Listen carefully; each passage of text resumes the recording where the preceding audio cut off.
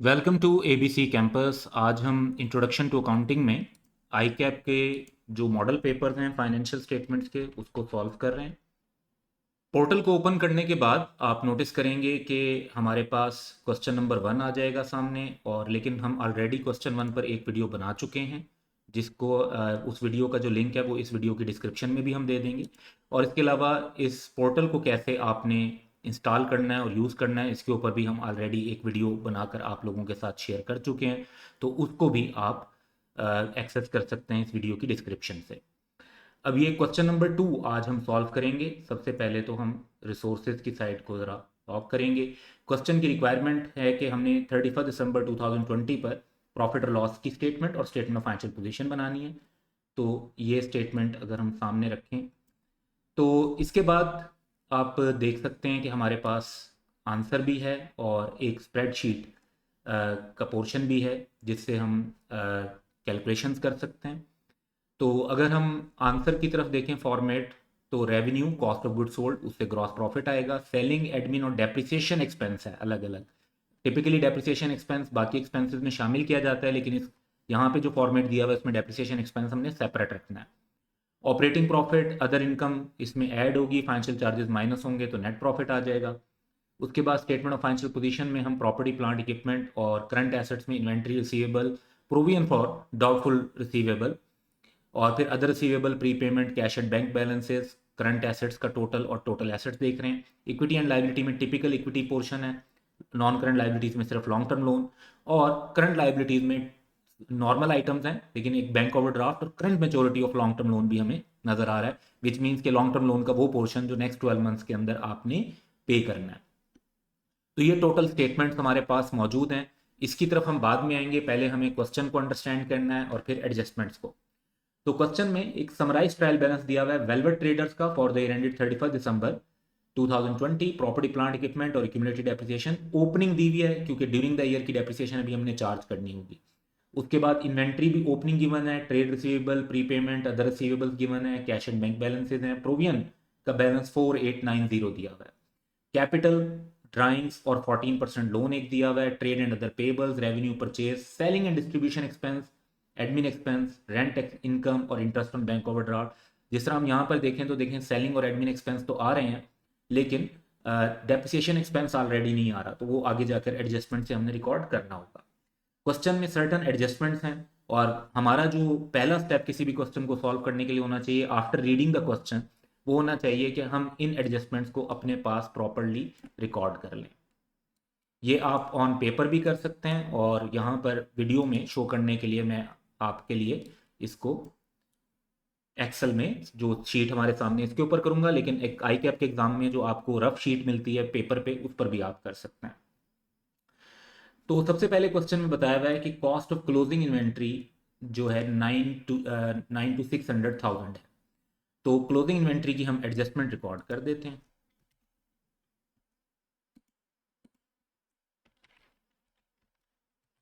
Which would be inventory debit और cost of sales credit.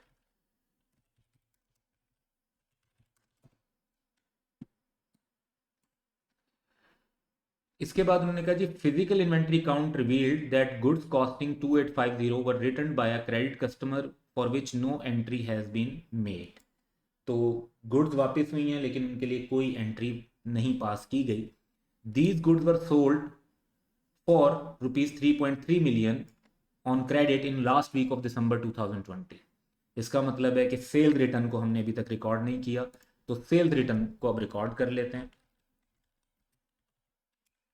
Sales return debit, और sales return आपको sales value पे record करनी होगी। इन गुड्स की कॉस्ट भी बताई हुई है 2850,000, और 3.3 million इनकी सेल प्राइस है, सेल प्राइस पर हम रिकॉर्ड करेंगे सेल्स रिटर्न डेबिट और रिसीवेबल्स क्रेडिट। फिर उन्होंने बताया कि VT determined that these goods are out of fashion and can be sold at 70% of original selling price and after incurring cost to sell of ₹240,000। तो यहाँ पर हम इनकी कॉस्ट और एनआरवी कैलकुलेट कर लेते हैं। अगर हम इन गुड्स की कॉस्ट की बात करें तो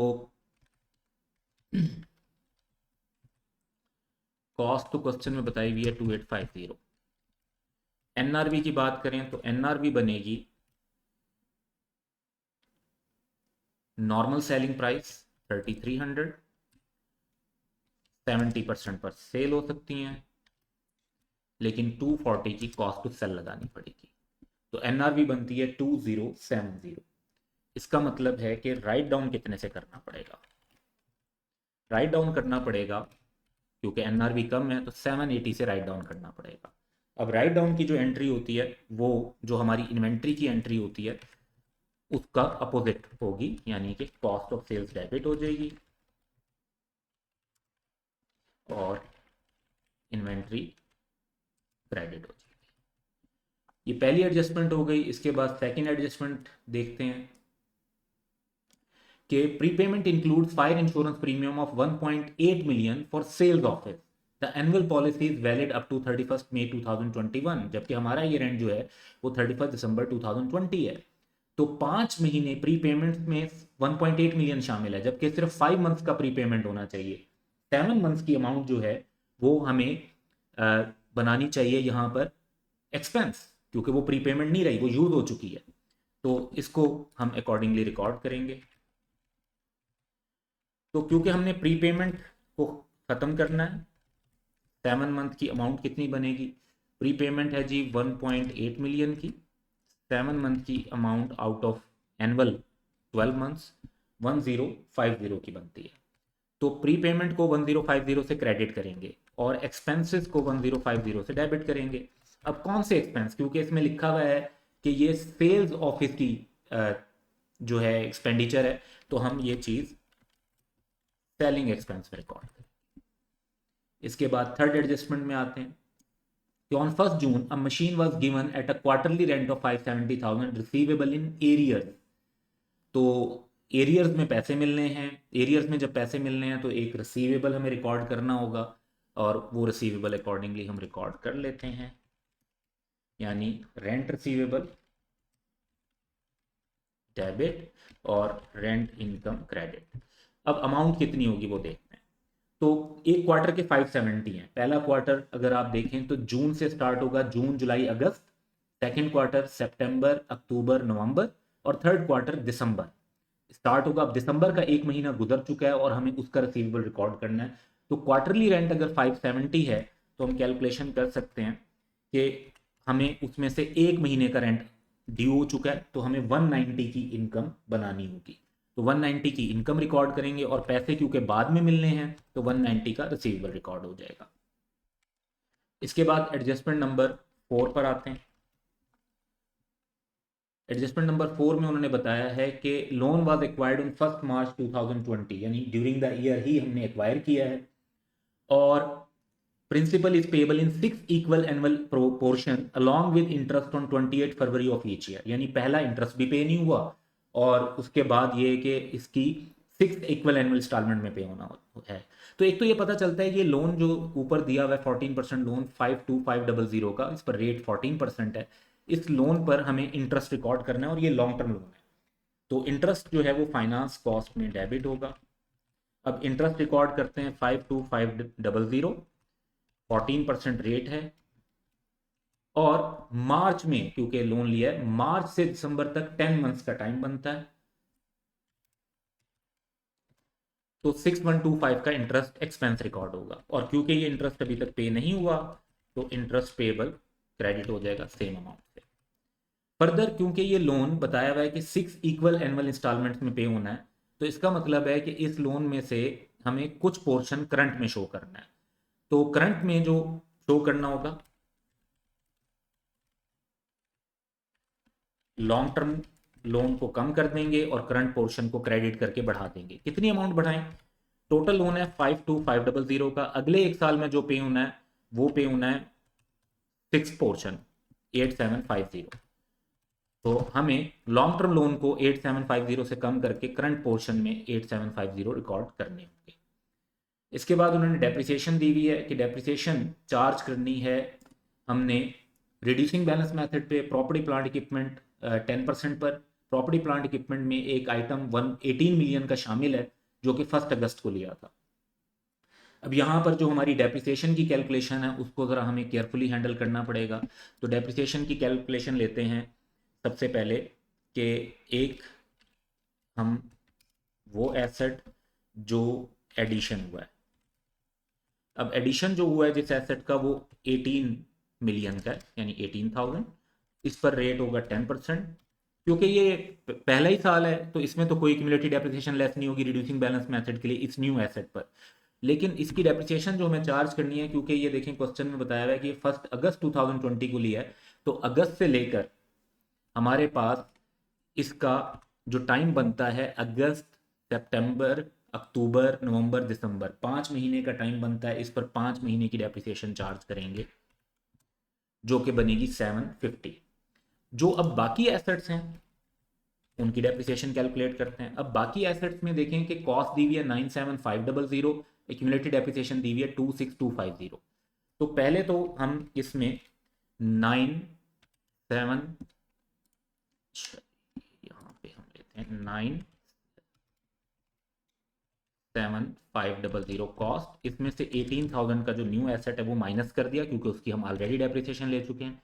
क्योंकि रिड्यूसिंग बैलेंस मेथड है तो एक्यूमुलेटेड डेप्रिसिएशन भी लेस करनी पड़ेगी, और इस पर अब हम डेप्रिसिएशन लेंगे 10%।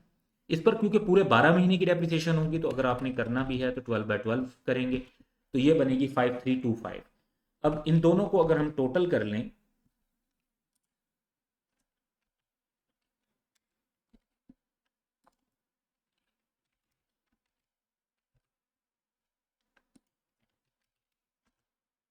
तो ये डेप्रिसिएशन बनती है 6075 की। तो एडजस्टमेंट नंबर 5 के जो एंट्री होगी हमारी वो डेप्रिसिएशन एक्सपेंस डेबिट और एक्यूमुलेटेड डेप्रिसिएशन क्रेडिट।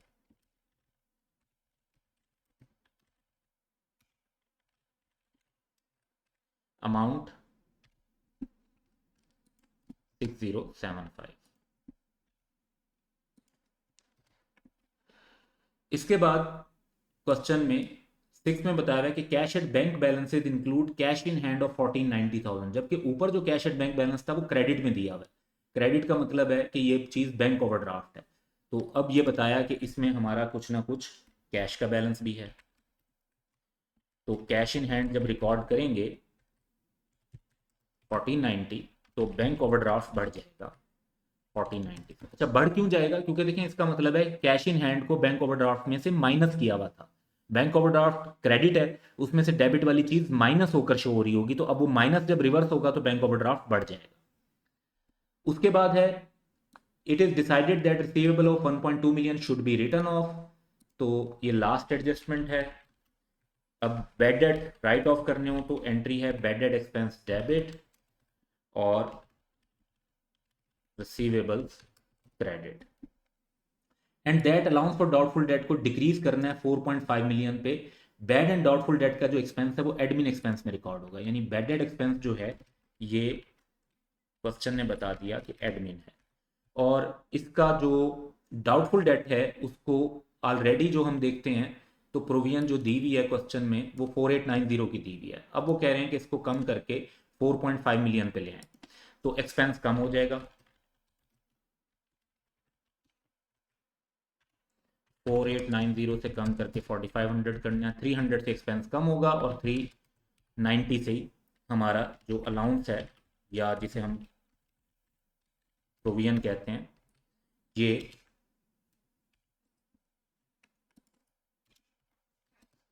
डेबिट होकर कम हो जाएगा।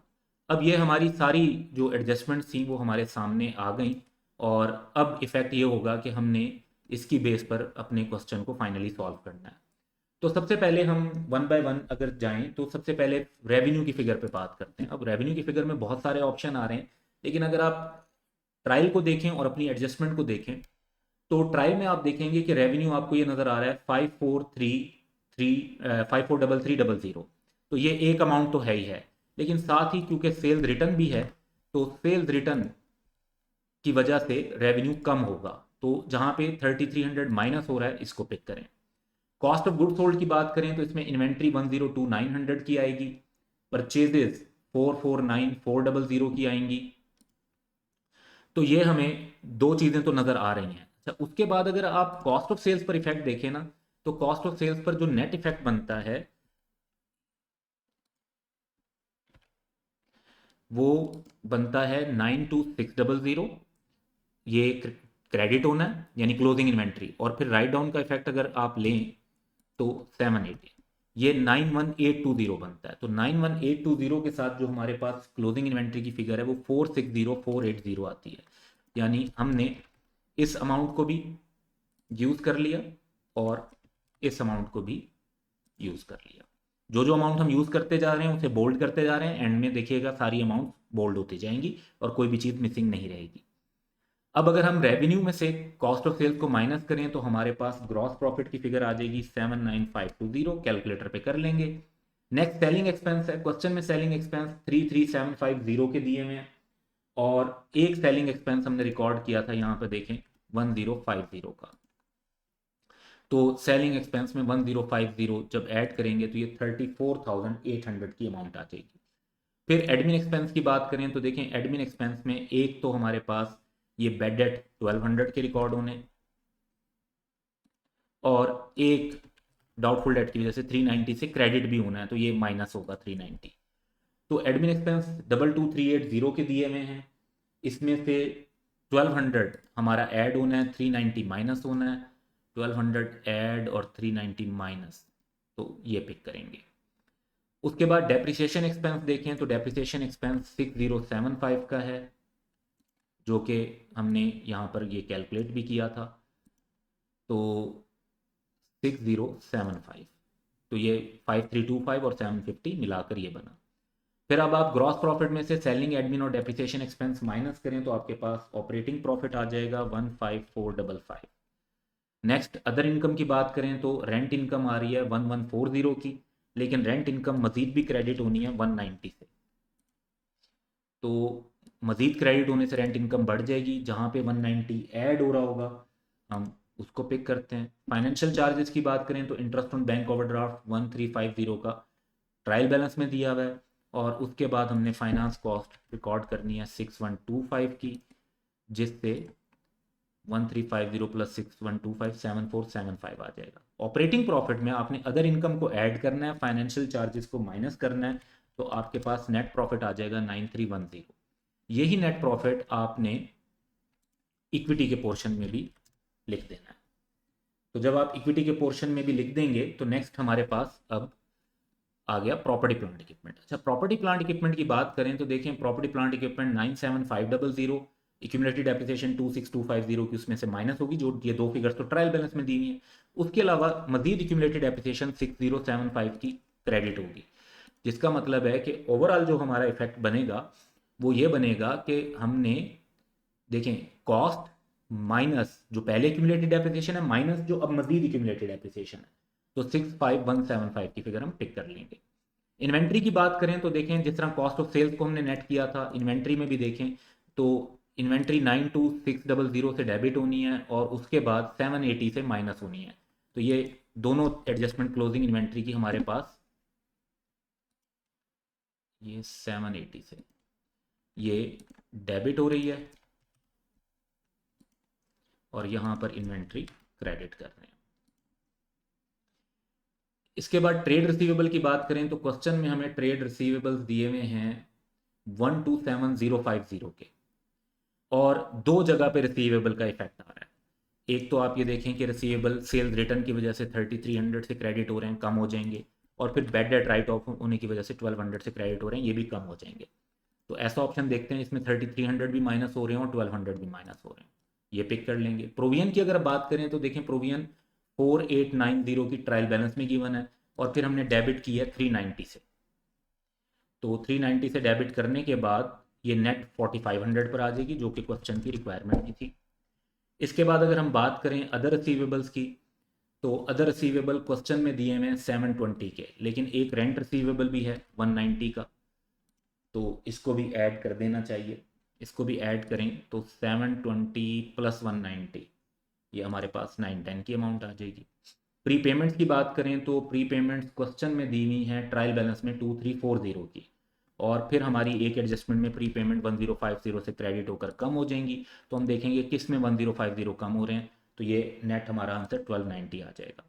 कैश एट बैंक बैलेंस देखें तो देखें क्वेश्चन में तो ये क्रेडिट बैलेंस है जो ओवरड्राफ्ट में शो होगा। इनफैक्ट सिर्फ कैश इन हैंड जैसे क्वेश्चन में भी बताया हुआ था कि 1490 का है, तो वो आपने शो करना है 1490 का, ये शो हो गया। अब आप सारे करंट एसेट, जिसमें से याद रखना प्रोविजन वाली फिगर जो है ये 4500 वाली, ये माइनस करेंगे तो बाकी करंट एसेट्स को टोटल करें तो आपके पास आंसर आ जाएगा 213560। इसमें आपने नॉन करंट एसेट ऐड करेंगे तो टोटल एसेट आ जाएंगे 278735। नेक्स्ट हम चलते हैं और इक्विटी और लाइबिलिटी सेक्शन को देखते हैं। इक्विटी और लाइबिलिटी सेक्शन को देखें तो कैपिटल की फिगर क्वेश्चन में दी हुई है ट्रायल बैलेंस में 133930। इसके बाद ड्राइंग्स की अगर हम बात करें तो ड्राइंग्स की फिगर क्वेश्चन में 25440 गिवन है, और एज सच ड्राइंग से रिलेटेड कोई भी एडजस्टमेंट नहीं थी। तो जब ड्राइंग से रिलेटेड कोई एडजस्टमेंट नहीं थी तो सिंपली हमें यही वाली फिगर लेनी होगी जो ट्रायल बैलेंस में है 25440। तो ये पहली फिगर कुछ भी प्लस माइनस के बगैर जो है ये लेंगे। कैपिटल में नेट प्रॉफिट ऐड करेंगे, ड्राइंग्स को माइनस करेंगे तो हमारे पास आंसर आ जाएगा 117800, ये टाइप कर देंगे। लॉन्ग टर्म लोन की बात देखें तो देखें क्वेश्चन में लॉन्ग टर्म लोन 52500 का बताया है, लेकिन फिर लॉन्ग टर्म लोन में से करंट पोर्शन 8750 का माइनस हो जाएगा तो ये 43750 का शो होगा। और ये जो 8750 इधर माइनस किया है ये बेसिकली करंट मेच्योरिटी के अंदर शो कर देंगे। तो एक्चुअली सिर्फ नॉन करंट से करंट पोर्शन में ये ट्रांसफर रिकॉर्ड होता है। इसके बाद अगर आप देखें तो इंटरेस्ट पेबल 6125 का है, ये भी रिकॉर्ड कर देंगे। ट्रेड एंड अदर पेबल्स की अगर हम बात करें तो trade and other payables question में गिवन है 8622 के, 8622 के, और ट्रेड एंड अदर पेबल से रिलेटेड कोई भी एडजस्टमेंट नहीं है तो यही फिगर एज इट इज हमें पिक करनी चाहिए, कुछ भी प्लस माइनस के बगैर। बैंक ओवरड्राफ्ट गिवन है 14600 का, और मजीद क्रेडिट करना है हमें 1490 से, तो प्लस 1490 करके जो फिगर आ रही होगी वो पिक कर लेंगे। अब आप सारी करंट लाइबिलिटीज ये जो चार आइटम हैं इनको ऐड करें तो आपके पास आएगा 117185। अब आपने इक्विटी लॉन्ग टर्म लोन का 43750 और करंट लाइबिलिटीज इसका टोटल करना है तो आपके पास टोटल आ जाएगा 278735, जो कि ऊपर जो टोटल एसेट्स हैं उनके साथ भी मैच कर रहा है। तो इस तरीके से आप नोटिस करेंगे कि हमने जो है फाइनेंशियल स्टेटमेंट का क्वेश्चन कंप्लीट भी सॉल्व किया है, ये टैली भी हुआ है, और हमने इसको एफिशिएंटली विद इन टाइम भी सॉल्व किया है। तो इस अप्रोच को फॉलो कर कर भी आप एग्जाम के अंदर 20 आउट ऑफ 20 मार्क्स ले सकते हैं। That's all for today, have a good day.